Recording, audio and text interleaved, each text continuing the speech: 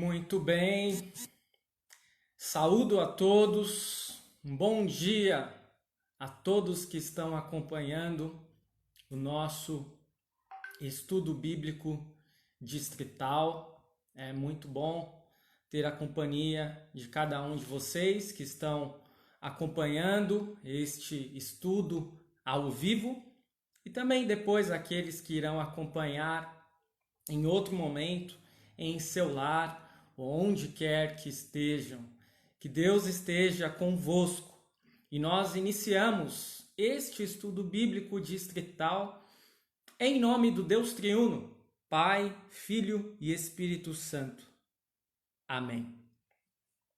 Saúdo a todos, bom dia, Pastor Jonas, bom dia a todos aqueles que estão me saudando com bom dia, também ao Pastor Juan, bom dia a todos.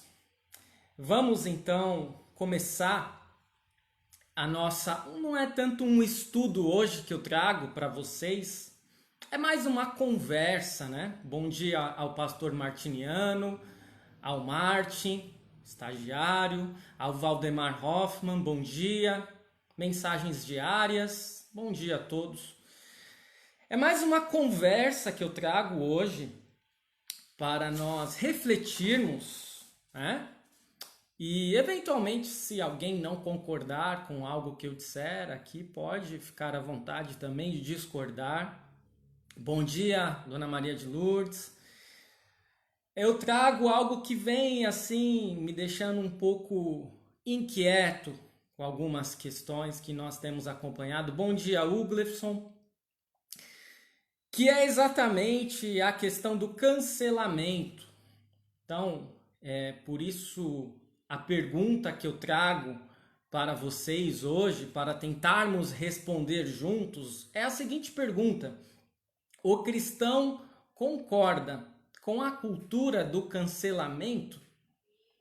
Nós, como cristãos, devemos concordar com a cultura do cancelamento? Antes de mais nada, precisamos entender o que é isso, né? Eu acredito que a maioria das pessoas, a maioria de vocês que me acompanham, já devem ter ouvido falar na cultura do cancelamento. E segundo um dicionário de termos que seleciona todos os anos as palavras e as expressões que mais caracterizam o comportamento humano, o dicionário Macquarie, em 2019, cultura do cancelamento foi o termo do ano. Foi a palavra que expressou mais o comportamento humano em 2019.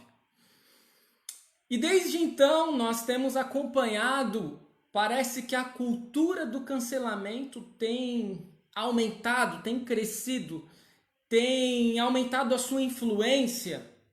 E muitas vezes a cultura do cancelamento é capaz de eleger candidatos ou de acabar com a candidatura de algumas pessoas no campo político. Muitas vezes a cultura do cancelamento destrói completamente o trabalho de alguém, ou simplesmente não há mais a possibilidade dessa pessoa voltar a fazer o que fazia. Mas o que é isso exatamente, né? Nós acompanhamos que cultura do cancelamento é toda vez que alguém faz ou diz algo e por aquilo que fez ou disse, essa pessoa então ela é tratada como um pária da sociedade, como alguém que não merece mais ser ouvido, como alguém que não deve mais atuar no que atuava. É uma espécie de tolerância zero que nós temos ou que a sociedade tem com determinados assuntos, com determinadas opiniões, com determinados comportamentos. E aí nós percebemos que, eventualmente, alguns temas, Alguns comportamentos parecem ser mais nocivos, segundo a sociedade, ou mais espinhosos, ou agredirem mais. E nós acompanhamos, né? De acordo com algumas temáticas, por exemplo, a questão do racismo, ou a questão da homofobia, ou a questão da causa da mulher e tantas outras. E a minha intenção não é entrar no mérito, ou seja, não é falar do que está provocando o cancelamento de alguém, ou de julgar se cancelamento de X, Y ou Z está correto ou não. A minha questão, e eu volto a ela, é se nós como cristãos podemos acompanhar esta que foi chamada de cultura do cancelamento. Podemos concordar com o cancelamento de determinadas pessoas ou não? Essa é minha questão. Será que... E aí eu trago outras dentro dessa temática para nós tentarmos refletir e responder. O cristão pode cancelar algum ato ou cancelar alguma pessoa? Eu trago mais questões. No início eu trago mais questões do que respostas. Eu espero conseguir responder todas elas. Provavelmente não conseguirei, mas depois você pode comentar aí o que você acha. Cancelar é a melhor solução? Cancelar alguém é a melhor solução? E quando o cristão compartilha eventualmente o cancelamento de alguém, está correto? E quando o cancelado pede desculpas, será que devemos cancelar o cancelamento? Será que devemos perdoar aquele que falou besteira ou aquele que fez besteira e está pedindo desculpas? Porque de acordo com a cultura do cancelamento, parece que não. Parece que não há espaço para o perdão. Vejamos, pausa a pausa, ou parte a parte, melhor dizendo, cada uma destas questões. Primeiro, antes de mais nada, será que o cristão deve cancelar algum ato? E aí eu trago alguns textos bíblicos que vão dizer o seguinte, né? Esse cancelar, você pode entender, será que o cristão deve ter tolerância zero com alguma coisa? Romanos 12:9 vai nos dizer o seguinte: odeiem o mal e apeguem-se ao bem. Odeiem o mal e apeguem-se ao bem. Ou seja, Romanos 12:9 está nos dizendo: cancelem o mal. Tenham tolerância zero com o mal. Gálatas 3:28 vai dizer: não há judeu, nem grego, escravo, nem livre, homem, nem mulher, pois todos são um em Cristo Jesus. Então esse texto, de certa forma, poderia ou pode dar razão a todos aqueles que são cancelados por alguma questão racial ou uma questão de gênero, como você pode entender melhor. Vamos com calma, né? Provérbios 17:15 diz: o que justifica o ímpio e o que condena o justo são abomináveis para o Senhor. Então, o que justifica aquele que está em erro, o pecador, e o que condena o justo são abomináveis. Esses textos nos dão a entender que com o mal, com a impiedade ou com o ímpio, precisamos ter tolerância zero, certo? Poderíamos interpretar deste modo. Parece que a Bíblia deixa muito claro que certas atitudes precisam ser cancelados. Precisamos ter tolerância zero. Por isso, cancelar atitudes, podemos defender que sim, Deus estabeleceu ordem, com os 10 mandamentos, por exemplo.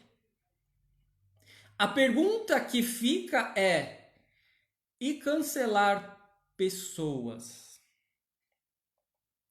Qual é a vontade de Deus para o ímpio, para o pecador? Deus simplesmente quer passar por cima, cancelar e ter tolerância zero com o pecador? Ezequiel 33, versículo 11, que é um dos textos deste final de semana, diz o seguinte: diz o Senhor Deus, não tenho prazer na morte do ímpio, mas que ele se converta e viva. Deus não tem prazer na morte do ímpio. E com esse texto nós podemos entender: Deus não deseja cancelar ninguém. O que ele deseja fazer, ou o que ele deseja, melhor dizendo, é que o ímpio se converta. Que o ímpio viva e não morra. Por isso, compartilharmos cancelamentos de alguém seria uma postura cristã? Eu diria a vocês, a cultura do cancelamento pode estar em alta. Ela parece estar defendendo causas muito importantes. Ela parece estar defendendo a justiça. Mas eu tenho para mim, meu amado irmão, minha amada irmã, que ela não é bíblica. E que nós precisamos evitar a cultura do cancelamento. Nós precisamos evitar a destruição da imagem de alguém. Claro que isso eventualmente ocorre pela própria pessoa. Claro que sanções, consequências do pecado virão, sempre virão, necessariamente virão. Alguém perderá um cargo, alguém perderá um trabalho por eventualmente algo que fez ou algo que falou. Isso não está em questionamento aqui. Não é passar pano, não me entendam mal. A questão é que nós não iremos passar adiante esse cancelamento. Nós não iremos compartilhar esse cancelamento. Se nós nos atermos à explicação de Lutero do 8º mandamento, vocês lembram qual é o 8º mandamento? Então, não dirás falso testemunho contra o teu próximo. Lembram? Lá na explicação de Lutero do 8º mandamento, no Catecismo Maior, ele vai dizer, dentre outras coisas: devemos lembrar que a ninguém cabe julgar e censurar publicamente o próximo, ainda quando o vê pecar, a menos que tenha a ordem de julgar e censurar, pois diferença muito grande vai entre julgar pecado e ter conhecimento do pecado. Podes estar, na verdade, ciente de pecado, mas não deves julgá-lo. Devemos deixar a quem é de direito.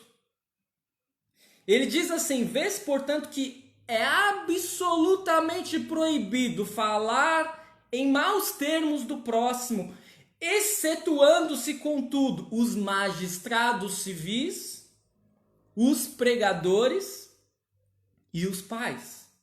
Ou seja, as autoridades.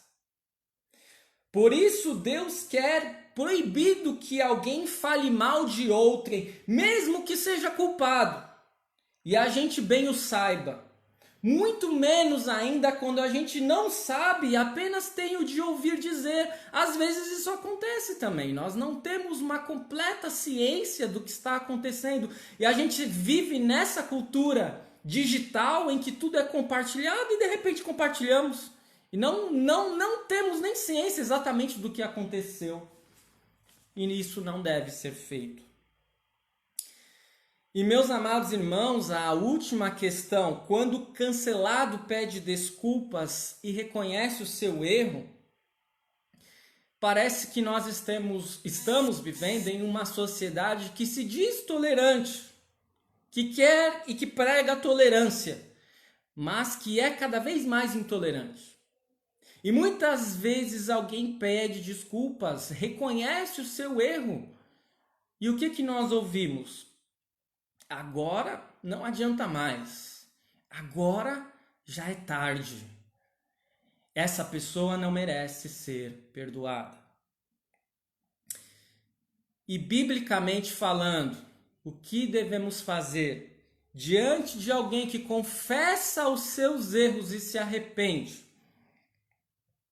Lá em Mateus 18, nós temos toda uma tratativa que Jesus traz sobre como nós devemos lidar com aquele que pecou, que errou. E nós sabemos, tem aqueles passos: primeiro chegar sozinho diante da pessoa, confrontá-la com o seu pecado. Se ela não se arrepender, chegar com mais 2, 3 irmãos. E se ela não se arrepender, levar diante da igreja, né? E aí lá nos versículos 21 e 22, nós lemos: então Pedro, aproximando-se, perguntou a Jesus: Senhor, até quantas vezes meu irmão pecará contra mim, que eu lhe perdoe? Até 7 vezes? E Pedro estava achando que estava falando um número alto aqui, né? Estava querendo agradar o Senhor. E aí Jesus respondeu: não digo a você que perdoe até 7 vezes, mas até 70 vezes 7. E claro que esse número não é um número exato, mas é Jesus dizendo que todas as vezes que alguém se arrepender e pedir perdão, essa pessoa deve ser perdoada. Lá em Marcos 11, 25 em diante, vai dizer: se vocês não perdoarem, também o seu Pai que está nos céus não perdoará os seus pecados.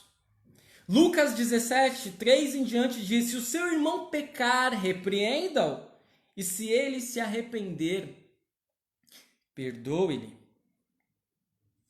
A verdade, queridos e amados irmãos e irmãs, é que o cristão não deve jamais concordar com a cultura do cancelamento. Mas ele deve compreender que diante do pecado de alguém, diante de uma fala equivocada, diante de uma atitude errada, nós não devemos concordar com o pecado. Mas nós não devemos pensar que somos superiores a alguém que pecou. O mesmo pecado que aquela pessoa cometeu existe em mim. A diferença entre eu e ela é que ela pecou, ela caiu. E eu não caí porque Deus me segurou. Porque Deus esteve comigo e não permitiu que eu pecasse. Mas um outro texto desse final de semana vai dizer para nós: aquele que estiver em pé, tome cuidado para não cair. Nós não podemos olhar para alguém que acabou de pecar e pensar: essa pessoa, ela é inferior a mim, ou ela é mais pecadora do que eu. Não. E talvez seja por isso que nós não podemos julgar ninguém, porque nós estamos na mesma condição que o pecador. Diante de pecados alheios, é claro, o pecado vai trazer consequências. Isso vai ocorrer de uma maneira natural ou pelas leis civis. Mas nós, como cristãos, iremos sempre procurar aquele em erro e oportunizar uma possibilidade de mudança. E isso só é possível por meio da graça, do perdão, da misericórdia. Aquele que pede perdão deve ser perdoado. Jesus é claro quando fala: vocês devem perdoar 70 vezes 7. E é preciso dizer que tanto eu quanto vocês, todos nós, merecíamos um completo cancelamento de Deus pela nossa condição. Nascemos inimigos de Deus, somos pecadores por natureza. Mas o que Deus faz conosco? Ele tem tolerância zero? Ele nos cancela? Não. Ele envia o seu único filho, que por amor se entregou na cruz por cada um de nós. Jesus não nos cancelou. Jesus não teve tolerância zero com o nosso pecado. Jesus nos perdoou e nos amou. Que nós possamos anunciar uma cultura diferente, não a cultura do cancelamento, a cultura da misericórdia e da graça de Deus em Cristo Jesus. É isso, meus amados irmãos e irmãs, por hoje, essa reflexão que eu gostaria de deixar com vocês. Não a cultura do cancelamento, é o que eu digo a vocês nesta manhã. E se alguém pensar diferente, por favor, externe o seu pensamento. Se alguém não compreendeu algo que eu disse, pode me procurar aí pelos próprios comentários ou depois nas minhas redes sociais, que eu terei o maior prazer de conversarmos sobre este assunto. Vamos orar e temos aqui alguns pedidos de oração. Pedido de oração pela região dos Lagos, Macaé, que ficará sem o seu pastor no final de abril. E sou eu, o pastor que vos fala, que estou deixando aqui, né? Recebi um chamado de São Paulo, congregação de Interlagos, e aceitei. Estou aí indo para um novo desafio ministerial, iremos colocar em oração. Mas antes, eu não poderia deixar de aproveitar este momento, que é meu último estudo bíblico distrital, para trazer aqui uma série de agradecimentos. Eu espero não tomar tanto tempo de vocês, mas eu preciso fazê-lo. Antes de mais nada, agradecer a Deus por esses 9 anos de ministério no Distrito Rio de Janeiro. O pastor Jonas está colocando aí, obrigado pelos 9 anos de trabalho em nossa congregação e distrito. Também a Dona Esther, né? Me agrado muito com todos estes comentários.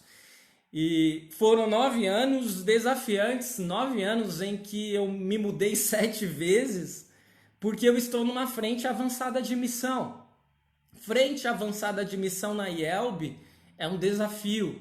Muitas vezes não temos casa pastoral, muitas vezes não temos templo, cultos nas casas, distâncias e etc. Né? Vocês, aqueles que conhecem um pouco melhor, sabem de toda a realidade que eu digo, mas assim, eu não digo isso como uma reclamação, apenas deixando um pouco aqui, externando alguns dos desafios que eu tive. Também agradeço aí as palavras do pastor Gilberto, e seguramente foram 9 anos, pastor Juan também, agradeço as palavras, foram 9 anos de muitas bênçãos. Deus derramou ricas bênçãos sobre o meu ministério, sobre a minha vida e seguramente sobre os locais onde eu trabalhei, São Gonçalo, São Pedro da Aldeia, Macaé, cidades principais onde tínhamos cultos, também Campos dos Goitacazes. E eu deixo aqui alguns agradecimentos especiais. Talvez as pessoas nem estejam mais aqui, talvez as pessoas já estejam em outras cidades, outros estados, talvez as pessoas não estejam acompanhando este devocional, mas não importa.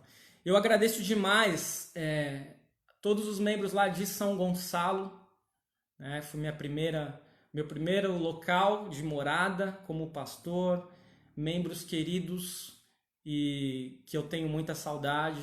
Agradeço de maneira especial a Dona Laura e toda a família. Agradeço o Arno, que já está no Sul, e o Wesley, foram sempre um apoio muito grande. Agradeço o seu Bruno e a Dona Edith, queridos também, sempre queridos, e que sempre me aconselharam, né, em muitas coisas.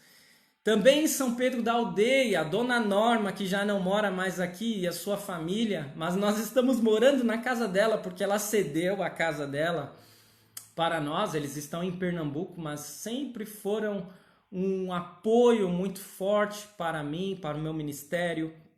Em Macaé, agradeço também a banda Santos e Pecadores que nós formamos. Tá aí o Uglefson, né, que é o irmão do Alisson, tá lá no Espírito Santo acompanhando este estudo, e seguramente a nossa banda foi assim algo que me trouxe muita alegria. O Rodrigo, o Alisson, o Renan, né, os componentes da nossa banda. Agradeço demais os diáconos aqui de Macaé. Eu disse a eles que eles serão um legado que eu deixo, né? O Luiz, o Ellerson, que seguramente irão também manter este trabalho, ajudar a manter o trabalho, e serão líderes importantes para os próximos passos desta missão. E não poderia deixar de agradecer a todos os colegas pastores, que sempre tivemos uma amizade honesta, uma amizade, né, forte com todos. E de maneira especial agradeço ao meu colega de paróquia, o pastor Jonas Flor, que sempre me apoiou, né, no trabalho. Tivemos aí muitos desafios e o pastor Jonas sempre esteve ao meu lado todas as vezes em que precisei, ligava para ele e ele estava aí de prontidão.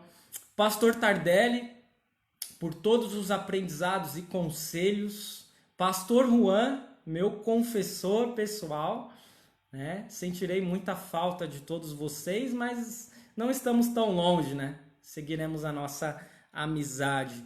E deixo aqui também um pedido de desculpas. Seguramente tive muitas falhas nestes 9 anos, né? Pedido de desculpas aos jovens que nos últimos meses não consegui ser o conselheiro dos jovens que eu deveria ser, né? Passei por muitas coisas que me dificultou. E também pedido de desculpas aos membros por uma falha ou outra que certamente cometi. Mas é aquela coisa, né? Deus atua por meio de nós e apesar de nós. É isso, meus amados, vamos falar com Deus em oração. Querido Deus, amado Pai, te agradecemos por este dia, por mais um dia em nossas vidas, pelas bênçãos derramadas sobre nós, pela noite que passou.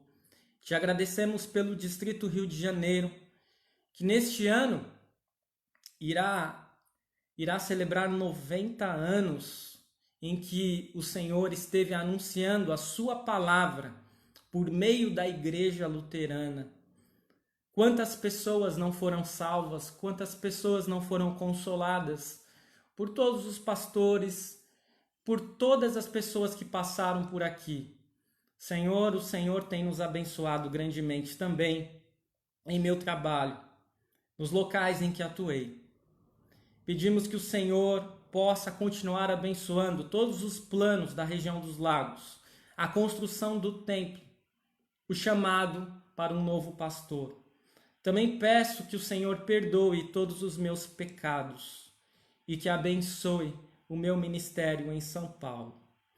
Senhor, que possamos dizer não à cultura do cancelamento, que possamos viver a cultura do perdão, da misericórdia e da graça, e que possamos lembrar que Jesus Cristo poderia ter nos cancelado, mas não fez. Ele nos amou, morrendo por nós na cruz. Por tudo isso, te pedimos, te agradecemos, em nome de Cristo Jesus, nosso Senhor e Salvador. Amém. Muito bem, eu agradeço a todos. Adiante vocês saberão também a data do culto de desinstalação que deve ser feito na Paz Tijuca. e eu conto com a companhia daqueles que puderem ir, né? Nem todos podem, eu sei disso, e por isso que eu já começo a minha despedida aqui. Aqueles que puderem, vamos lá, né? E vamos estar juntos. Quem não puder, eu já deixo desde já o meu grande abraço e que Deus possa abençoar, continuar abençoando o Distrito Rio de Janeiro, todos os seus pastores e todas as suas congregações. Grande abraço a todos.